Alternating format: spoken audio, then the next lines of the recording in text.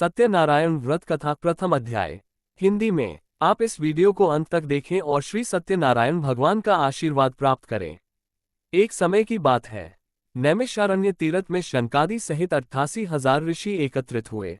उन्होंने श्री सूत जी से विनम्रता पूर्वक प्रश्न किया, हे प्रभु, इस कलियुग में वेद विद्या से रहित मनुष्यों को प्रभु भक्ति किस प्रकार प्राप्त हो सकती है तथा उनका उद्धार कैसे होगा। हे मुनिश्रेष्ठ, कोई ऐसा तप या व्रत बताइए जिससे थोड़े समय में ही पुण्य की प्राप्ति हो और मनवांछित फल भी मिल जाए। हम ऐसी ही किसी श्रेष्ठ कथा को सुनने की इच्छा रखते हैं।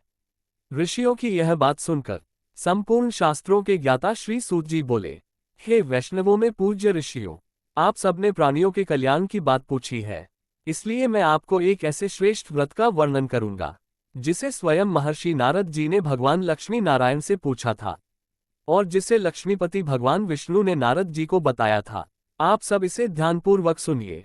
एक समय की बात है, योगीराज नारद मुनि लोकांतरों में भ्रमण करते हुए मृत्युलोक में आ पहुंचे। यहाँ उन्होंने देखा कि अनेक योनियों में जन्मे मनुष्य अपने ही कर्मों के कारण अनेक प्रकार के दुखों से पीड़ित हैं।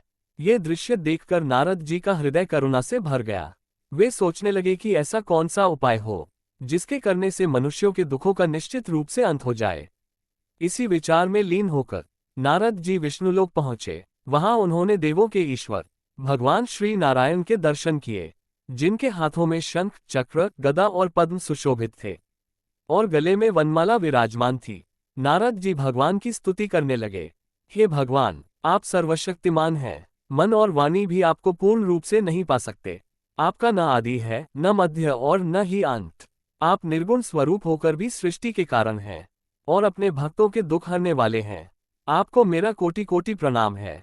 नारद जी की स्तुति सुनकर भगवान विष्णु प्रसन्न होकर बोले, हे मुनिश्रेष्ठ, आप किस कारण से यहाँ पधारे हैं? अपने मन की बात संकोच कहिए। तब नारद मुनि बोले, हे नाथ, मृत्युलोक में मनुष्य अपने कर्मों के कारण अनेकों दुखों से पीड़ित हैं।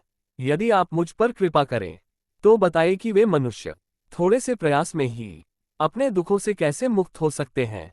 भगवान श्रीहरि बोले, हे नारद, तुमने मनुष्यों के कल्याण के लिए अत्यंत उत्तम प्रश्न किया है। जिस उपाय से मनुष्य मोह बंधन से मुक्त हो जाता है वह मैं तुम्हें बताता हूँ। स्वर्गलोक और मृत्युलोक दोनों में एक अत्यंत दुर्लभ और श्रेष्ठ व्रत है जो महान पुण्य देने वाला है। आज मैं प्रेमवश वह व्रत तुम्हें बताता हूँ।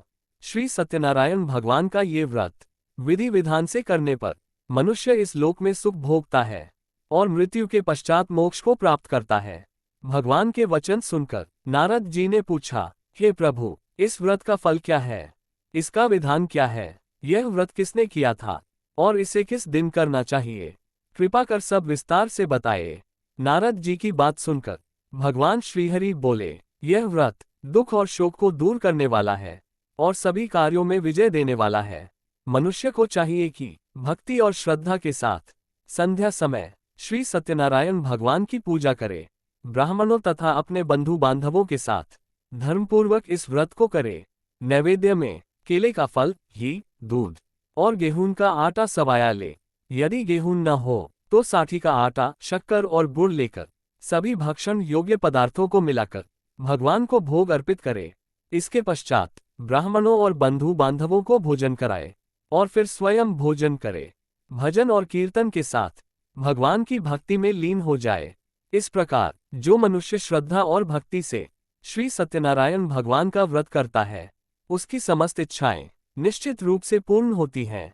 कलियुग में मृत्युलोक में मोक्ष प्राप्ति का यही सबसे सरल और श्रेष्ठ उपाय बताया गया है। इति श्री सत्यनारायण व्रत कथा का प्रथम अध्याय संपूर्ण। श्रीमन नारायण नारायण नारायण, भज मन नारायण नारायण नारायण। श्री सत्यनारायण भगवान की जय। ऐसी धार्मिक कथाओं के लिए चैनल को सब्सक्राइब अवश्य करें।